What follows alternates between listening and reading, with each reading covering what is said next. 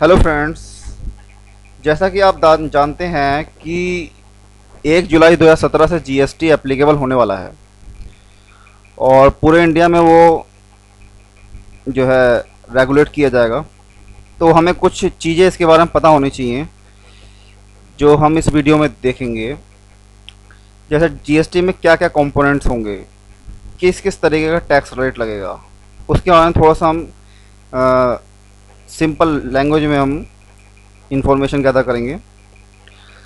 इसमें हम देखेंगे कि सीजीएसटी क्या होता है, एसजीएसटी क्या होता है, आईजीएसटी क्या होता है और यूटीजीएसटी क्या होता है। दो टर्म होती हैं, इंट्रा स्टेट ट्रांजैक्शन और इंटर स्टेट ट्रांजैक्शन। उन दोनों में फ़र्क क्या है, चलो स्टार्ट करते हैं। इंट्रा स्टेट ट्रांजैक्शन क्या होती हैं? वो ट्रांजैक्शन जो सेम स्टेट में की जाती हैं। जैसे एक रजिस्टर्ड डीलर है ए राजस्थान के अंदर और एक रजिस्टर्ड डीलर है बी, वो भी राजस्थान के अंदर है। अगर ये दोनों डीलर आपस में सेल परचेज करते हैं तो इसको हम इंट्रा स्टेट ट्रांजैक्शन बोलेंगे। यानी एक स्टेट के अंदर दो डीलरों के बीच में जो ट्रांजैक्शन सेल परचेज की होंगी उसको इंट्रा स्टेट ट्रांजैक्शन बोलेंगे। अब इंटर स्टेट ट्रांजैक्शन क्या होती है? यानी एक स्टेट के अलावा दूसरे स्टेट से जब हम ट्रांजैक्शन करते हैं, जैसे राजस्थान में एक डीलर है, एक डीलर है उत्तर प्रदेश के अंदर, दोनों अगर डीलर सेल या परचेज के ट्रांजैक्शन करते हैं तो इस ट्रांजैक्शन को हम इंटर स्टेट ट्रांजैक्शन बोलते हैं। इसमें लिखा है जैसे inter state transactions are those transactions between two एसएससीज इन द डिफरेंट स्टेट्स। आगे बढ़ते हैं। सीजीएसटी। सीजीएसटी की फुल फॉर्म होती है central goods and service tax. ये इंट्रा स्टेट सप्लाईज, यानी अगर सेम स्टेट में ट्रांजैक्शन की जाती हैं तो उस पे ये लगाया जाता है। Tax collected under CGST transfer to the central government treasury. Central government की खजाने में वो जाता है सीजीएसटी का अमाउंट, टैक्स जो कलेक्ट किया जाएगा। अब एसजीएसटी होता है state goods and service tax. ये भी इंट्रा स्टेट सप्लाईज पे ही लगता है। इंट्रा स्टेट यानी सेम स्टेट की सप्लाईज पे, सेम स्टेट में गुड्स सेल परचेज की जाएंगी तो उसके लिए एसजीएसटी लगाया जाएगा। ये टैक्स जो कलेक्ट होगा इसके अंदर ये स्टेट गवर्नमेंट के खजाने में जाएगा। आगे बढ़ते हैं। आईजीएसटी क्या होता है? IGST stands for integrated goods and service tax. IGST levied on inter state supplies, यानी अगर एक स्टेट से दूसरी स्टेट में हम गुड्स सेल कर रहे हैं तो हम ना सीजीएसटी लगाएंगे ना ही एसजीएसटी लगाएंगे, हम एक अलग टैक्स लगाएंगे, उसे बोलेंगे integrated goods and service tax, IGST. हम इसे एग्जांपल के तौर पर भी समझेंगे आगे। पहले अगला कंपोनेंट समझ लेते हैं, यूटीजीएसटी क्या होता है। कई लोगों को पता नहीं है क्या होता है ये। यूटीजीएसटी यानी union territory goods and service tax. UTGST tax कुछ यूनियन टेरिटरी हैं, जैसे चंडीगढ़ है, लक्षद्वीप है, दमन दीव और दादरा और नागर हवेली, अंडमान निकोबार आइलैंड, ये यूनियन टेरिटरीज हैं। इन यूनियन टेरिटरीज में जो सेल परचेज की ट्रांजैक्शन होगी उसमें एसजीएसटी यानी कि state goods and service tax की बजाय union territory goods and service tax लगाया जाता है। ओके, ये सब 1 जुलाई के बाद एप्लीकेबल होगा। आगे बढ़ते हैं। ये जो यूटीजीएसटी होता है ये भी सेंट्रल गवर्नमेंट के खजाने में ही जाता है। एग्जाम्पल के तौर पे समझते हैं कि अगर एक डीलर राजस्थान में है, वो उसी स्टेट में किसी दूसरे डीलर बी को कोई टायर बेचता है। जैसे जीएसटी में रेट्स दिए हुए हैं कि टायर का रेट 28% है, कार टायर का रेट 28% है, ट्रैक्टर के टायर्स रेयर टायर्स पर 18% होता है। मैंने एग्जांपल लिया है कार टायर का, तो कार टायर पे 28% टैक्स लगता है।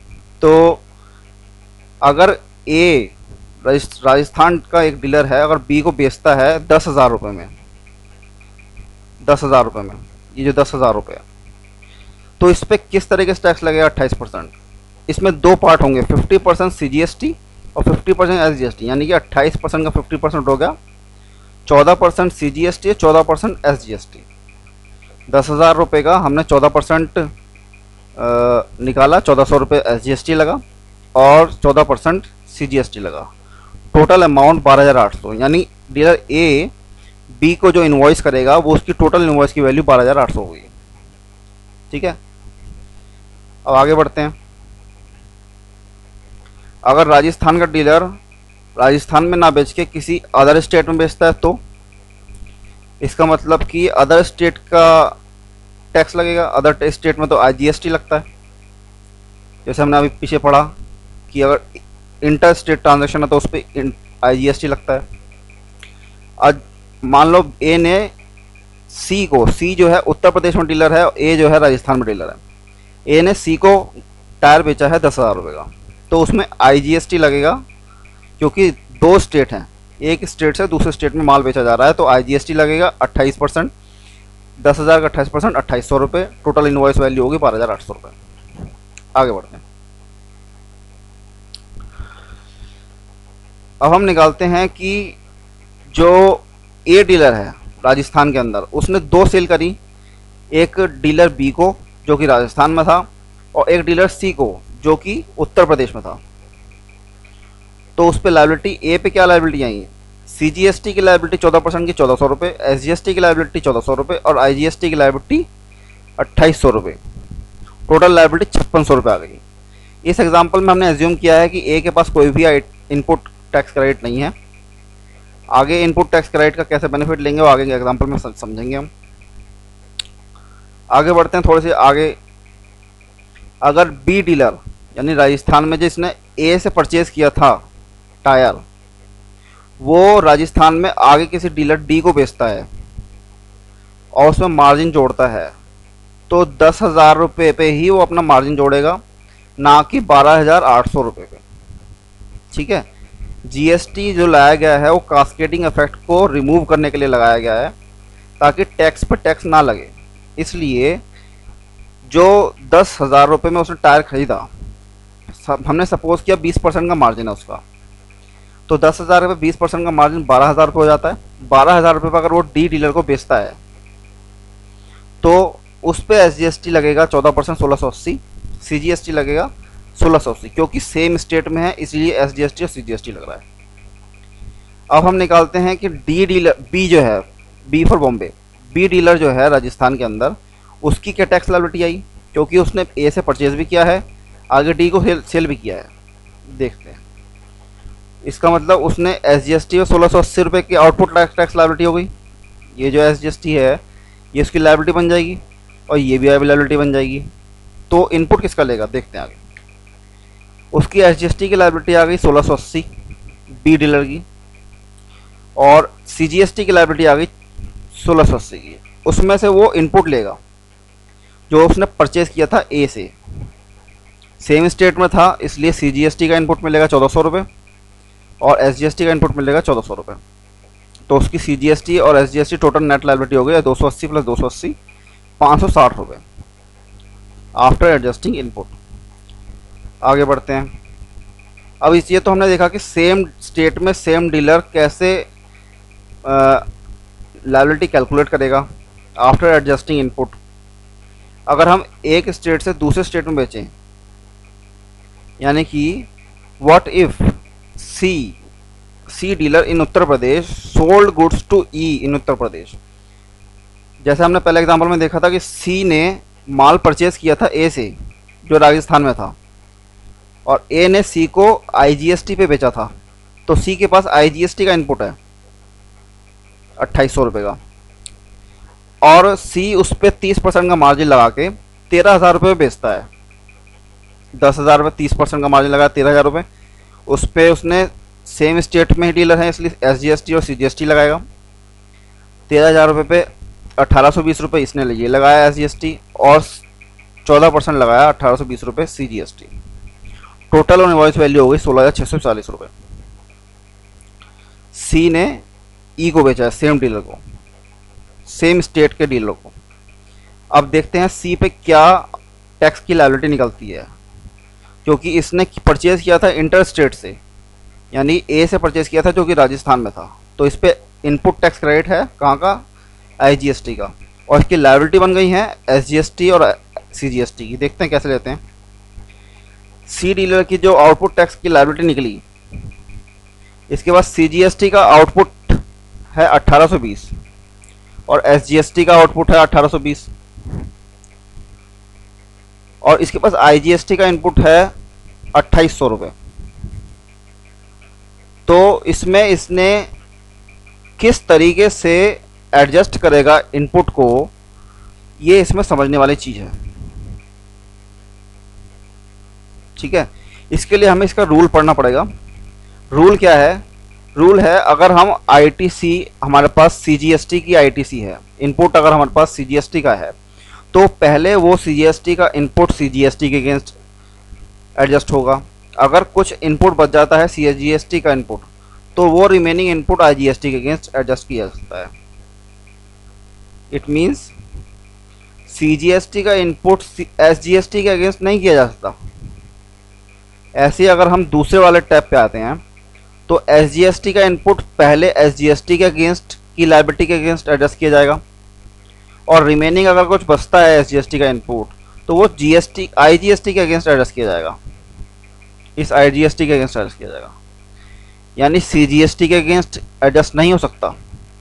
इसका मतलब सीजीएसटी का इनपुट एसजीएसटी के अगेंस्ट एडजस्ट नहीं कर सकते, और एसजीएसटी का इनपुट सीजीएसटी के अगेंस्ट एडजस्ट नहीं कर सकते, क्योंकि सेंटर और स्टेट में तो